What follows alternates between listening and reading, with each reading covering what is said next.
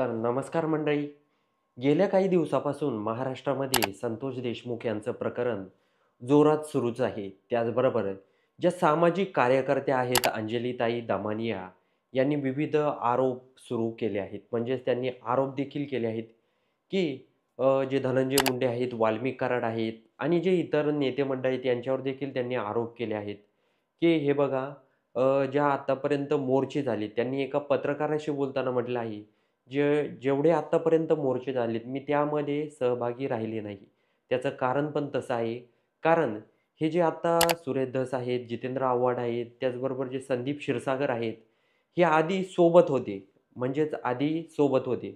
तर तेव्हापासून जर वाल्मिक कराड यांच्यासोबत त्यांचे फोटो आहे, तर तेव्हा पण यांना त्यांचे कारनामे माहीत असतील ना. त्यामुळेच मी या मोर्चामध्ये सामील झाले नाही. मी मोर्चाच्या पाठीमागच उभा राहून म्हणजेच जो मोर्चा होता त्या ठिकाणी सभा झाली. त्या सभेच्या तिकडं थोडं लांब उभा राहून मी लोकांच्या गाठीभेटी घेतल्या. त्यांचं मत जाणून घेतलं आणि मला या राजकारणात पडायचं नाही. मला फक्त संतोष देशमुख यांना न्याय मिळवून द्यायचा आहे, असं देखील अंजलीताई दामानिया यांनी म्हटलं आहे. त्याचबरोबर अंजलीताई दामानिया यांनी असा देखील आरोप केला आहे, की जे वाल्मिक कराड आहेत, यांना कोणतातरी राजकीय पुढाऱ्याचा वर हस्त आहे. त्याशिवाय वाल्मिक कराड हे आतापर्यंत संतोष देशमुख यांना न्याय मिळायला पाहिजे होता आणि ठिकठिकाणी मोर्चे काढायची वेळ येऊ राहिली. आणि हे बघा, मी कोणत्याही मोर्चामध्ये किंवा कशातही सामील होत नाही.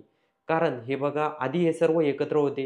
यांना सगळं काही माहीत होतं. मग तेव्हाच त्यांनी आवाज उठवायला पाहिजे होता, असं देखील अंजली दामनिया यांनी म्हटलं आहे.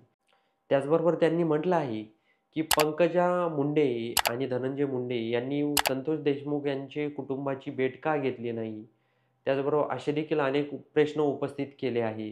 त्याचबरोबर पंकजा मुंडे यांनी एक उत्तर दिलं आहे. तिकडून त्यांनी म्हटलं आहे, की "अंजलीताई ह्या चांगल्या माझ्या मैत्रीण आहेत आणि हे बघा यामध्ये माझा काहीही संबंध नाही आहे आणि मी 5 वर्ष, बऱ्याचशा 10 वर्ष या राजकारणापासून दूर होते." असं देखील पंकजा मुंडे यांनी म्हटलं आहे. त्याचबरोबर सामाजिक कार्यकर्त्या अंजली दमानिया यांनी धनंजय मुंडे आणि वाल्मिक कराड यांचे विविध जे पुरावे आहेत, ते त्यांच्या Twitterवर टाकले आहेत.